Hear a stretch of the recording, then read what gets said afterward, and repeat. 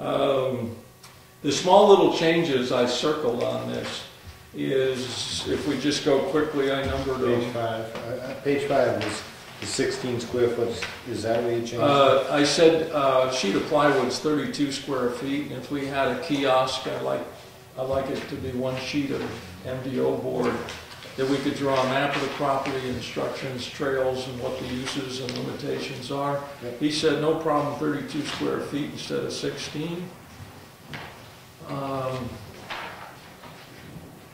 Down to 7. We need a plan if there's going to be any logging, and you don't need a plan until you do the logging, and the plan has to be done by a professional forester. That's usual, that's in most easements, that's what you'll see. So you're on page 8, is that those changes you're talking about? That's the one.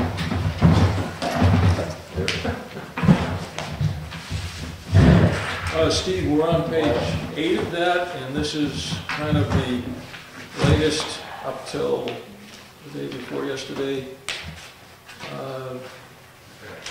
The little chevrons they put there are just kind of like little important areas I underlined. On page 8 it says a map showing the property boundaries as access roads, designated camping area. The camping area I think we can add after a survey, but this, when it talks about boundaries and access roads, I think it's beginning to talk about this, the survey. And I'm just curious here, Dave, I don't feel I should be, I mean, I don't know if it's appropriate for me to be sitting in on this part of this whole thing. Because I do have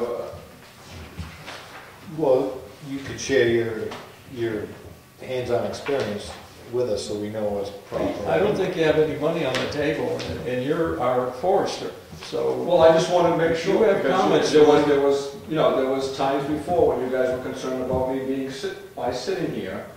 I don't want there to be a conflict of interest here. And Come on in, Arthur. Pull up a you chair. folks had that concern before, so I'm just reiterating. Well, we have that with every project, regardless of how you're involved. Advice or whatever is, or your experience is welcome, I think. Well, I'm just looking here, I wonder why you put 15 vehicles for a parking area. Why not just say a half an acre or an acre or something like for, why limit yourself to 15? Why put a number down there that somebody can hang you on? He put that in there and thinking that the way they're coming from is, this is all about fish and game. Humans are supposed to be visitors, and they want the minimum impact. And if you said a quarter of an acre, they would real quick try to calculate how many cars that is, because they're buying this conservation easement for the fish and game. We're trying to negotiate from the residents of Wakefield viewpoint. So we're pushing for scout uses and Well, people why don't you uses. turn it around to look at them and say, why, you only want 15 kids to show up to your fishing derby? Honestly, I thought you'd like to see maybe 20 or 30 kids show up to your fishing derby. You know, that takes a few motor vehicles and they can't be parked on a town road. well, they really want to limit how much parking there is. There is a tree farm across the street. And honestly, if we're going to have 200 grandparents and parents and kids there on a fishing derby, I think we're going to have to negotiate the use of parking on someone else's property. What I talked to him about was the fact that they're also limiting one parking lot. And I said, the 0.05 acre parcel, which is the northwest corner of the bridge, I said there's room for like 3 cars, and the fishermen would like to be close.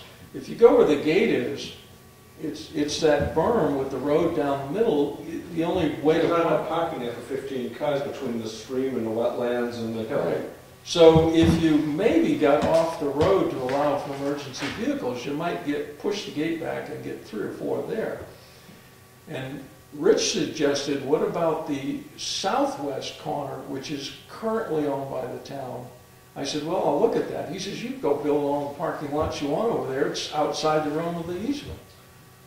Why don't, is there some way that you, I mean, to me it sounds like Fish and Game is doing all the negotiating and you're doing all the bowing. Yeah.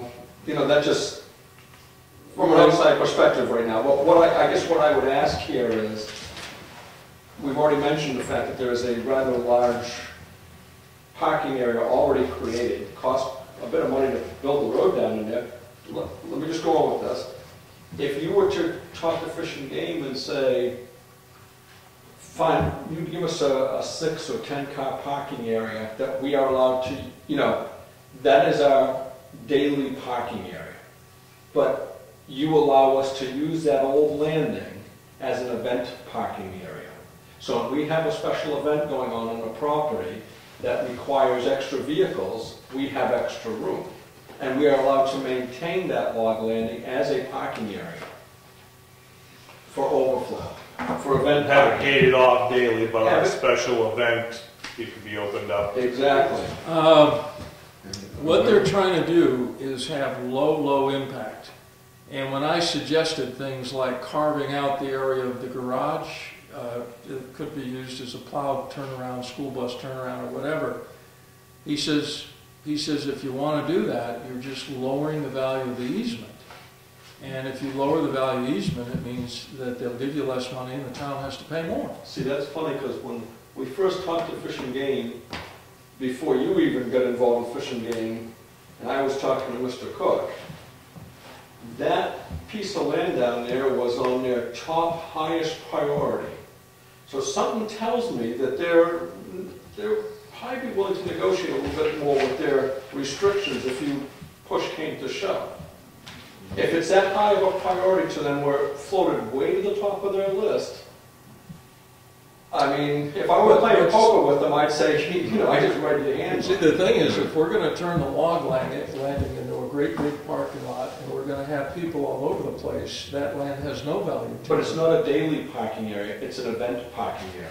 If you have a daily parking area that holds 6 cars, you know. Well, it's something we can bring up, yeah. What is this log landing you're talking about? Where, is that the one across from the gate? No, if you went up above where the red garage is, the red barn, Yeah. and then you went down and there's boulders now blocking the way, but there's a rather expensive road they used to put in down there, and a nice landing which is about an acre and a half in size.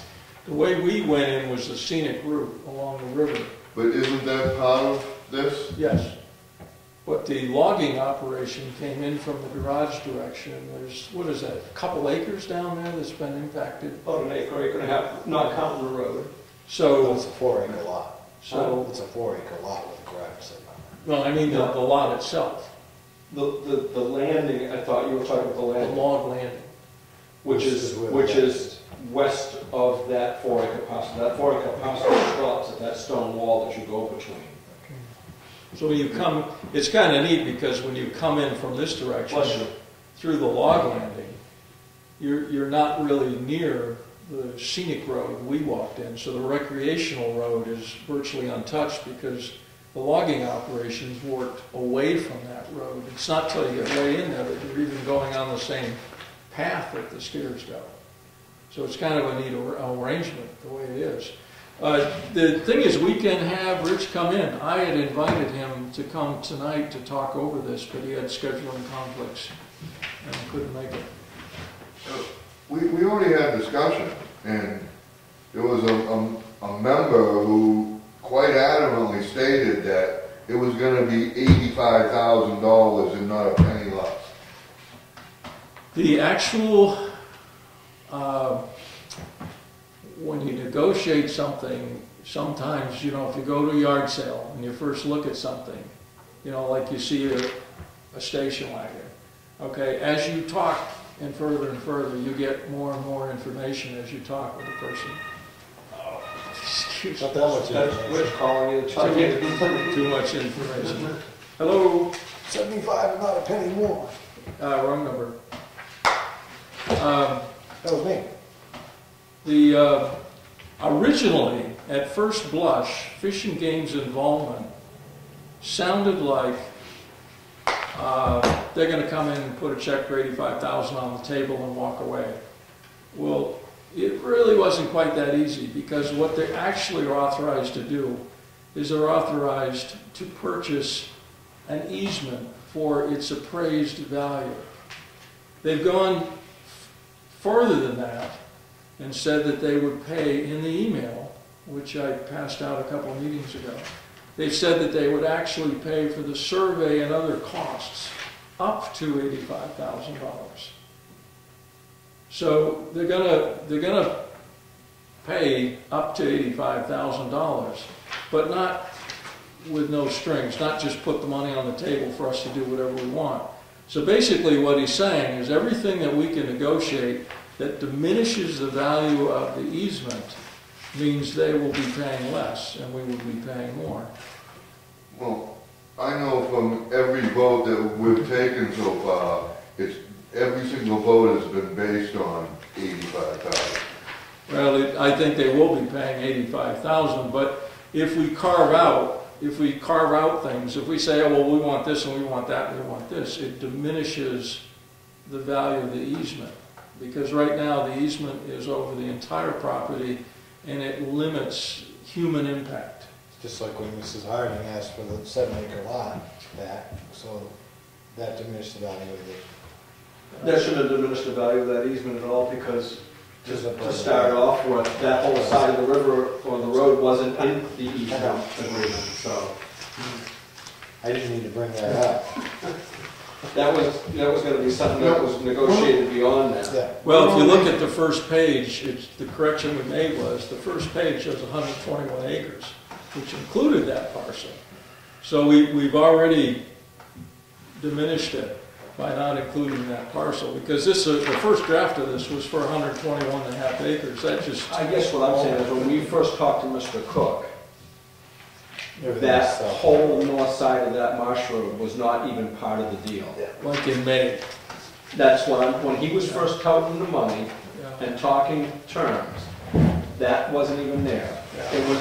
That was brought into it later because the owner had said that they would be willing to, if the price was right, let all those parcels go. Yeah. And that's when that all went into the mix. Well, I included all of the parcels in the beginning in May because I thought, and I think correctly so, it was easier to include all the parcels and take one out. If you try to add one at the last minute, it would mess everything up. Exactly, but sometimes that can work against you, as we just found out, because you're deducting things, and they're looking at it, you're deducting things when you're really not deducting anything that wasn't there to begin with. Right. Well, That whole north side of the road when Mr. Cook first came involved was not part of the deal.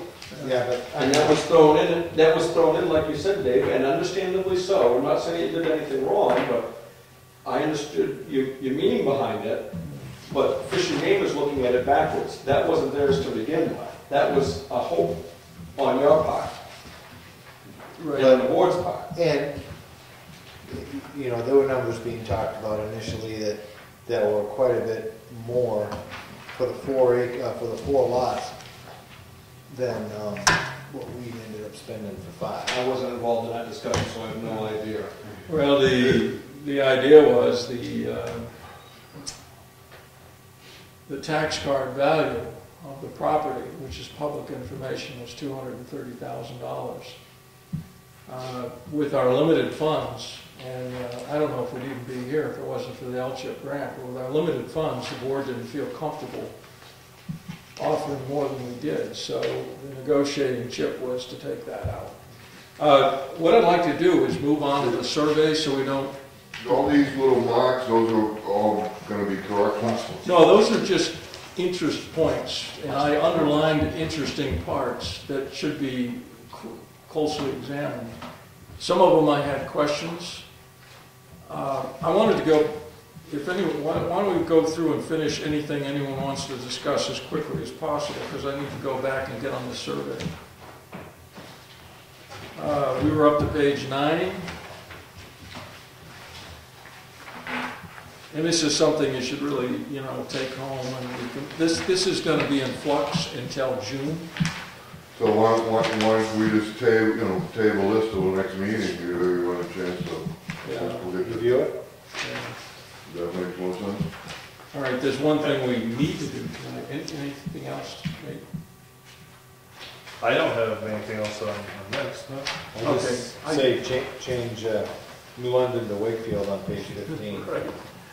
Well, you can obviously see this was a model from the last job they did. I just did New London yesterday. Was it falling down? Oh, I was there today. Where? I'm there every day. That's true. Okay, if I could direct your attention back to page 3. Page 3 talks about a no management buffer and a light management buffer. And I think that brings us to the survey part. We're still on Union Meadows, You already but handed this out once. let me segue.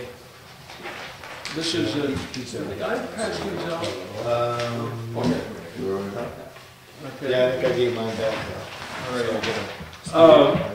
What I was doing here is I threw out a quick draft to give us something to chew on. I've noticed the planning board does not write paragraphs, but when Mike writes paragraphs, they sure do cut them up, rearrange them and amend them and so forth.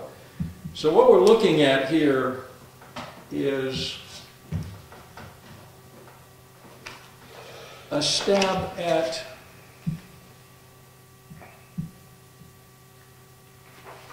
we put an ad in the paper last week inviting people to send letters of interest. I've already got one call from a surveyor in So they can't follow instructions, is that what Mary?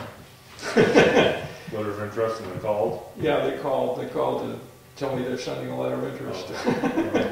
So, no, he had some questions, and I'm absolutely sure that that's all right with me to do that. We've got, trying to find all my copies that I made here. And we're, as far as those monuments, basically there's 2 of them, right? That need to be found or marked, because there's To what? 2 monuments, one far corner on the north and one far corner on the south, in straight line. They've got to put them or locate them, all of them. If you've got to change an angle on your stone wall, significant change of angle, then you're going to have to put a monument there. And monuments could be a drill hole, as Nate just suggested, or a piece of rebar or a granite post, whatever Is the appropriate. Yeah. Okay, the first part is identifying the parcels. The second part is an introduction that we have criteria to satisfy. The L-chip, what I did was copy L-chip, and this is my only copy that I can put my hands on. I think I sent around page 23 and 24 of L-chip. What I did was copy that verbatim in section 1. The deal is the survey has to satisfy us, Fish and Game, and L-chip. And if it does not satisfy L-chip and Fish and Game, they're not going to give us any money, and the whole thing's going to fall through. Now, the Fish and Game, this is a copy of, this is front and back. This document goes on, I swear, 100 pages. It's absolutely ridiculous, and every surveyor knows what it means. Are they still taking Mylar at the planning board level? I thought they... Mylars are required for reporting, paper otherwise. For L-chip, they're going to locate every wetland and pool and everything else out there. This survey's going to cost a few pennies like that. Well, the problem is that you have a no management buffer and a light management buffer around all wetlands and from the streams and the shoreland, which would be the marsh. On the website, I measured literally 5,280 feet of river frontage plus 3,000 feet of marsh frontage, which is 5/8 of an acre. So it's a mile, 1 in 5/8. This is probably going to be traced from aerial photographs. The barbed wire fence along the abutting property, the adjacent property owners, There's a really good barbed wire fence there that can be found magnetically under the snow or visually, or you can find it and cut yourself too. That's the hard way to find it. But the fence in the stone wall is pretty good. That'll have to be glazed, and the rest of it will be done. But the problem is that we have to wind the language in to this specifications, because if somebody bids on this work, I think right up front it says, if you don't satisfy the specifications of L-chip and Fish and Game, you don't get paid. I think one of the things you're going to have to find out, Dave, I'm sorry to interrupt you, but do these wetlands have to be delineated, or are they going to be allowed to use aerial photos? They're allowed There's to a big use difference. the state, the natural wetlands, the National Wetlands Inventory, which is basically, it's a map like that. And they're allowed to use the data that exists. So they're going to be able to take a granite map and use that overlay to do the wetlands, you're saying? Right. Now what we need to add to this is the Fish and Game section that I just passed out, and that is just the first 2 pages, and it goes on into 100 pages, but somehow we have to work out the language. This is all common But stuff. all we have to do is tell them they have to meet the requirements. We don't have to rewrite, why rewrite what's written? Yeah, we don't have to include the 100 pages. Yeah. Yeah, you just direct them and say, you have to meet these requirements, and that's their It's homework. going to satisfy Fish and Game, it's going to satisfy L-chip, and if we have any special requirements, just based on our own, the town or Conservation Commission needs, then we need to be specific about those, and then the bid would have to cover those. In other words, do we want granite bound set instead of rebar? I mean, that's something that would be a personal issue that we would have, not something that... Well, I think the two things that are up to this board have little to do with the survey. I put 5 paper copies in addition to a Mylar copy for the town. I specified Mylar because it lasts longer. If you put it in the safe and you go look for it in 100 years, it'll be in good shape. Paper is likely to be, you know. Well, it's going to be at the registry though and scanned, so I'm not Yeah, as it'd concerned be at the about that. registry also. But really, I think what we need to think about is if we want to designate those camping areas, How are we going to do it? Should we, hang a flag and say camping area 1, 2, and 3, and then the surveyor would have to locate those, and that way they would show up on the map. I mean, something like that is what we need to be thinking about.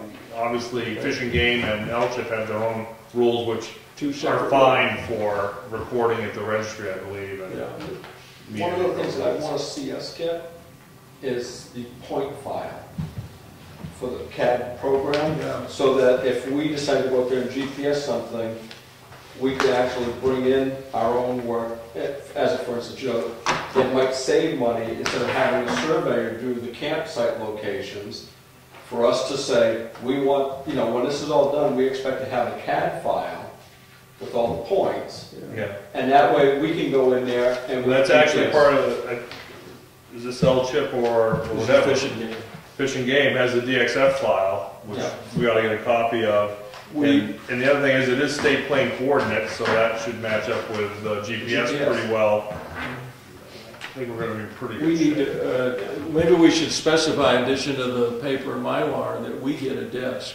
That's more important than the Mylar paper in my mind. Much more important, yes. Well, I'll tell you that the experience I had with cemetery was the town spent a bundle of money surveying a new cemetery. And so when I came on as sexton, I went up and I talked to Brian Berlin. I said, who owns the plan? He said, well, you do. I said, can I have a copy of it? He said, sure. He gave me a disc. I took it to another surveyor. They loaded it. They said, this is good. Because in photography, you get in deep trouble if you want to do phase 2. In other words, 50 years from now, Brian Berlin and we're all gone.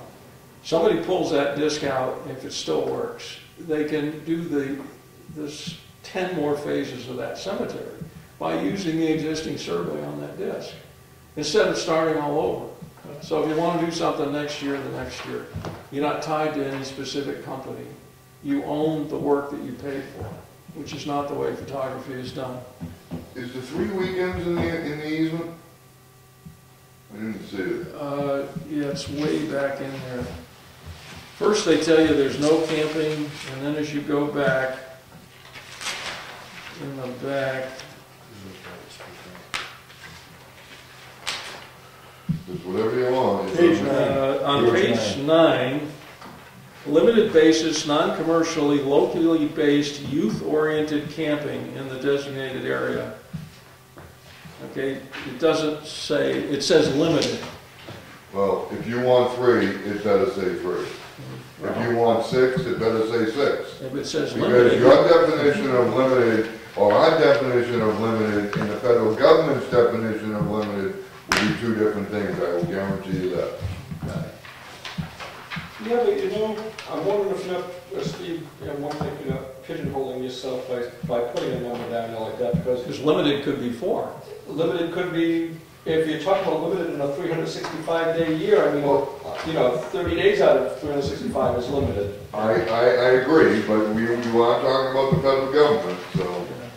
The key word there is, And those whom common sense enters into things, right? the Well, key, where common sense doesn't enter into it when you're talking the federal government. Yeah, I think one thing you know about the federal government too, even if it's in writing, it doesn't matter. Well, you know, No, so, that's just my opinion. all right, the key word there is non-commercial, non-commercial, locally based youth groups. I think, I like Nate's idea that we have 3 different camping sites. There's 3 nice high knolls there that are beautiful spots, 3 or 4 spots. I like the idea that we could go in with a GPS and then have like a circle, 100-foot radius circle around a GPS point. Why do we need to survey and map it? I just want to add to that, if I may. Because driving by there, you know, we've talked about in the past about doing timber harvesting and management plans for that. Well, incorporated in your management plan, as you know, if you head to the far end of that property, to the left is like a little peninsula that goes out. I had been thinking more or less if you designated that peninsula as one camping area, geographically speaking, like that. You know, this peninsula 1 is camping area number 1, which will be used for the first 10 years. And people will stay out of this other area. And then when this is being harvested, or whatever activity may be being done, it shifts over to another area, which is that low area out in front of the marsh. And then you've got the high ground behind that, or somewhere along the river in another area. I'm just thinking Well, geographically. the idea was to rotate to minimize impact, so Yeah. having multiple. Well, the other thing is if you timbered in one area, that might make you want to be over here and then go back over there, depending on whatever site is more suitable. so by what this says then, we shouldn't have to ask Fish and Game for any time that the Boy Scouts want to go out there.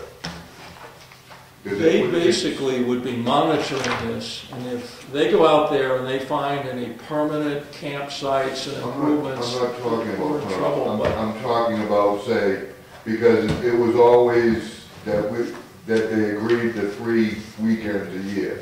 If we're gonna leave it as it's worded here, on a limited basis, and it's a reserved right of us, then we shouldn't have to go, so we might be able to get 4 or 5 or 6 weekends or something like that out of it. Steve, in all honesty, I don't think, having listened to some of the Fish and Game people, that their budget would warrant them to be out there every weekend checking on us. So I think that if we just left it that way, I don't think they're gonna have people monitoring this property every single time. So it's gonna be, Right. we're gonna utilize it, and if, Right. who's counting? Right, that's all I'm saying, so we don't have to ask, well, okay, they're gonna go out this weekend, they're gonna go out that, we just go out and do it. I think that's what I'm hearing, so, and if that's the case, who's gonna, know how. Right, that's it, that would be better than having to notify them each and every time you wanna use it for a Oh, weekend. yeah, I don't Yeah.